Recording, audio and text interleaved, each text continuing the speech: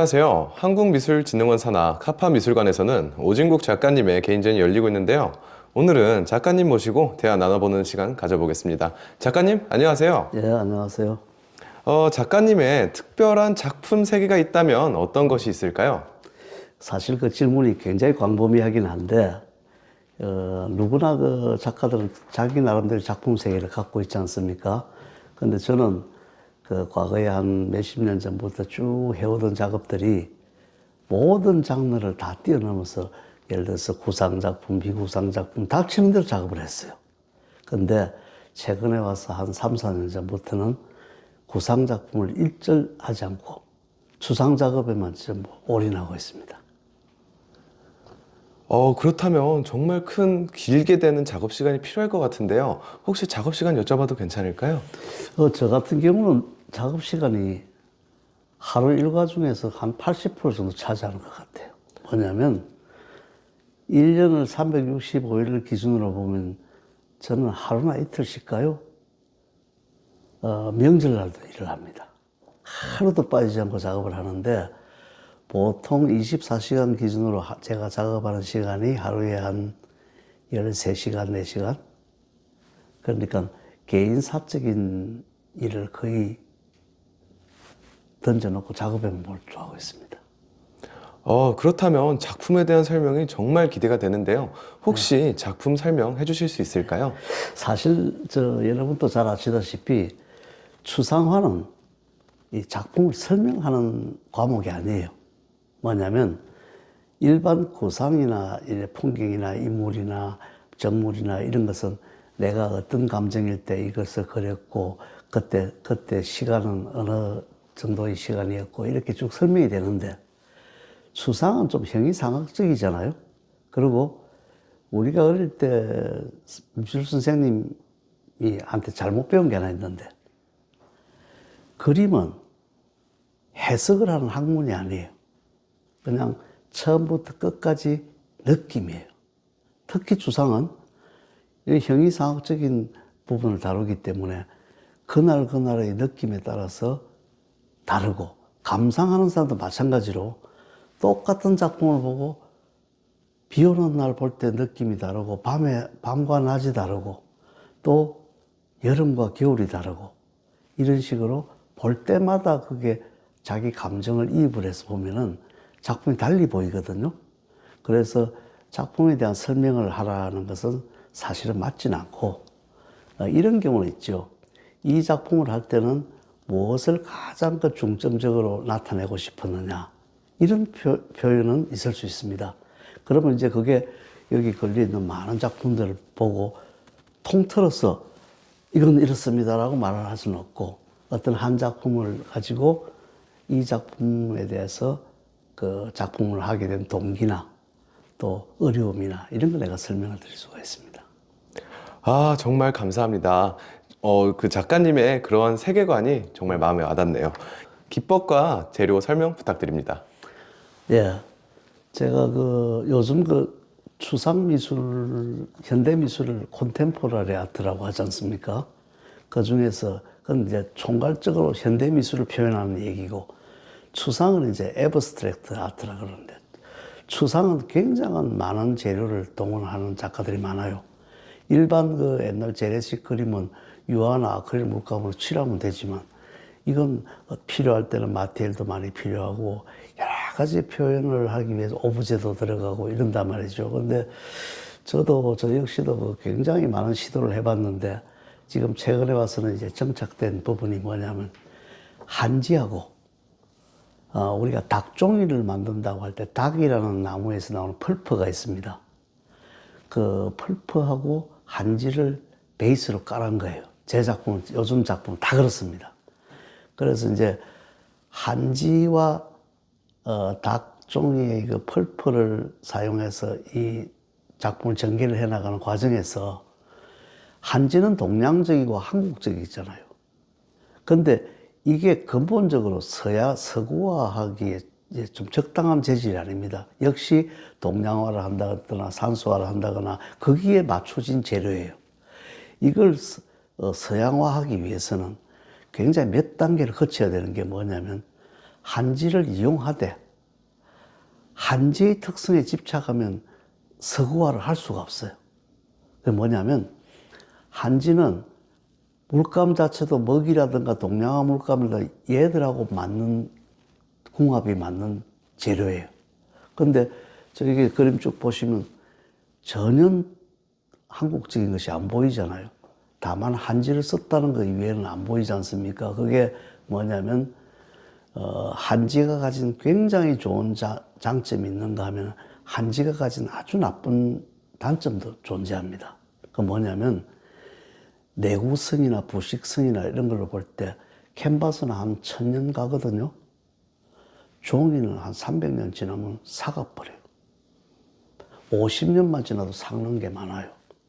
그래서 옛날에 보면은 대동여지도라든가 훈민정음 이조시대 때 책 같은 거 막 삭아가지고 보관 잘못하면 다 삭잖아요. 그러면 작품이란 게 한 20, 30년 반짝하다 그 다음에 삭아버린다면 작품으로서 가치가 없어지잖아요. 그래서 이 한지를 방부 처리를 해서 고착화시키는 작업이 굉장히 어렵습니다.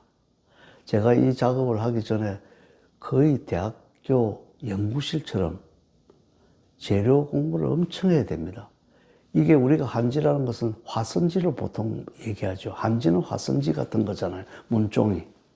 근데 이게 한지가 이런 모양이 나옵니까? 지금 여기 보이는 이런 모양이 여기 한지가 안 나오잖아요.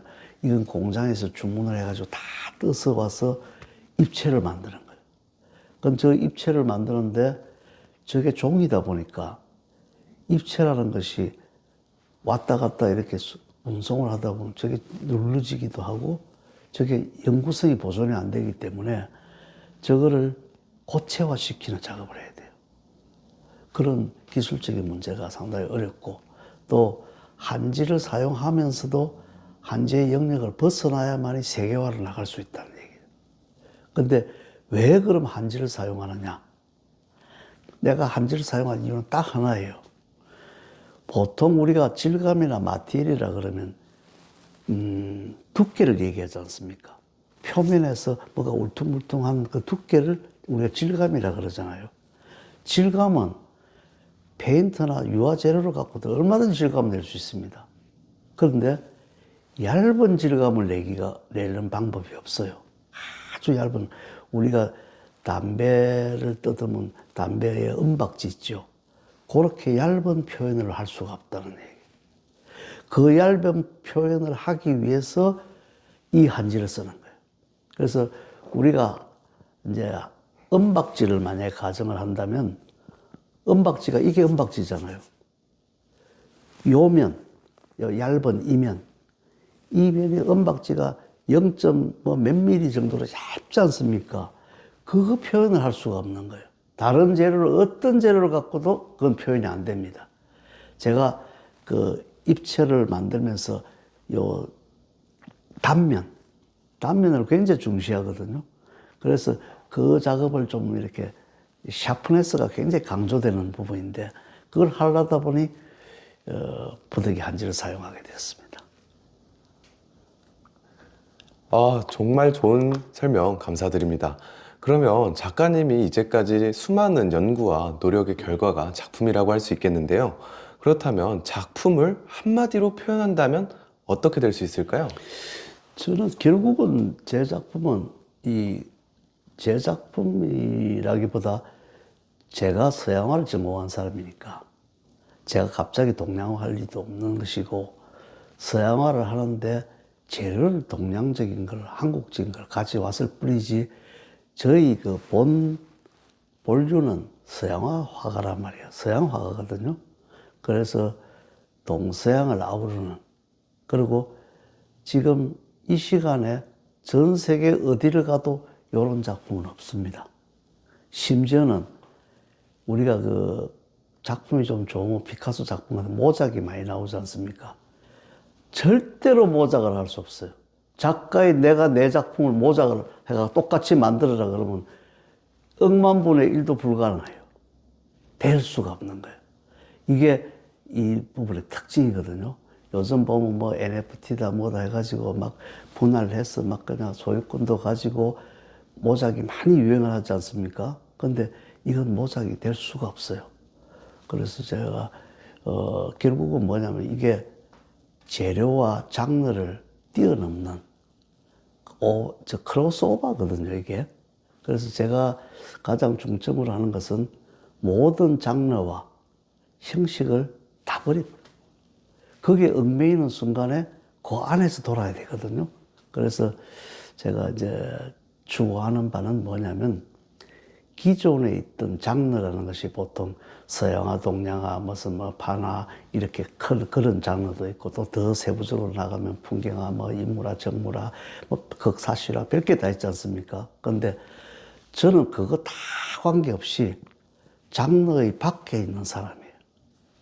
장르 속에 들어있으면 그 안에서 움직여야 되기 때문에. 그래서 저는 이제 저를 대표할 수 있는 말이 무엇일까? 저도 엄청 생각을 많이 해봤는데, 이게 동서양의 조합, 뭐 재료의 특이성이나 이런 거를 좀 조합해서 한마디로 정의하기가 굉장히 어렵더라고요. 그래서 우선은, 완전히 확정된 거는데, 제가 가칭으로 제가 잡은 것은 우리가 창작을 하는 과정에서 순탄한 길을 간다. 그럼 그 장르 속에, 장르 안에서 가는 거예요. 그래서 그런 아스팔트 길 말고, 우리 지프차나 랜드로버처럼 오프로드 한 거 있지 않습니까? 비포장도로. 그래서 제가, 영어로 얘기하면 오프로드인데, 한국말로 하면 좀 너무 살벌해지고, 비포장도로 이러면 살벌하나, 마음은 그래요. 그런 쪽으로, 오프로드 쪽으로 해서 모든 형식을 다 벗어나서 독자적인 걸만 해보겠다. 이런 것이 제 꿈입니다. 아, 정말 설명 감사드립니다. 그러면 앞으로 오진국 작가님을 오프로드 아티스트라고 불러도 괜찮을까요? 아이, 고맙습니다. 제가 바라는 바입니다. 아, 오늘 인터뷰 정말 즐겁게 잘했습니다. 네. 이상 오진국 작가님과의 인터뷰를 마치겠습니다. 작가님의 작품은 한국미술진흥원 홈페이지에서 보실 수 있습니다. 지금까지 시청해주셔서 감사합니다. 네, 감사합니다.